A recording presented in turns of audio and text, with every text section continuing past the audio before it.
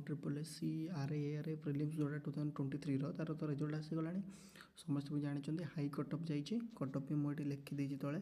आम कटअप तो माने पब्लिश कराए कि मुझे पिला सह कथा है आम टेलीग्राम ग्रुप भी गुड़ाए अच्छी तो सेठू मुझे किसी इनफर्मेशन पाई जोटा कि तो यहाँ UR cutoff SCBC UR women SCBC SC men women तो यूआर रु एससी पर्यंत अच्छी कटअपटा तो यहाँ अप्रोक्सीमेटली ठीक अच्छी जी मुझे देखिली 3-4 जगह प्राय यही कटअप आसला तो यार कटअप बेसी जीवार प्रथम रिजन है सेटा हूँ आमर जोटा नॉर्मलाइजेशन है बहुत गुड़ा शिफ्ट थी आमर एसएससी एग्जाम भी एत गुड़ा शिफ्ट माने एसएससी एग्जाम भी माने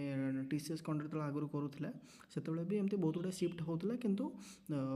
ओडिशा रे बहुत गुड़ा शिफ्ट हो जाऊँगा कौन सेंट्राली कराए सेटा माने 10-15 दिन से कंप्लीट हो जाए कि 8-10 दिन में सरी जाए कि यहाँ आम 1.5 मास धरी चलला तो बहुत गुड़ा शिफ्ट होगा से कटअपटा टी भैरी कला जेहेतु पिलांकर 20-25 मार्क लेखा पिलांकर माने मार्क बढ़ी जो मानकर 58-59 था 85 स्कोर अच्छी 86 स्कोर अच्छी यही टाइप्र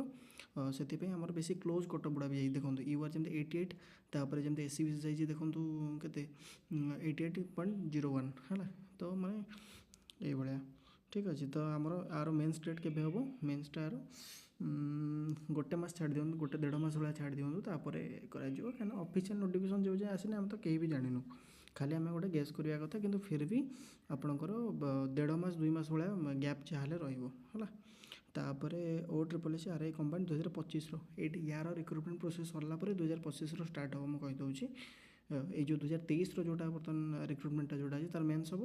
मेन्स पर तार सीवी तापर डॉक्यूमेंट वेरिफिकेशन देन तापर जाई यार प्रिलिम्स करा सो बर्तमान भी आउथरे स्टार्ट हो अप्लाई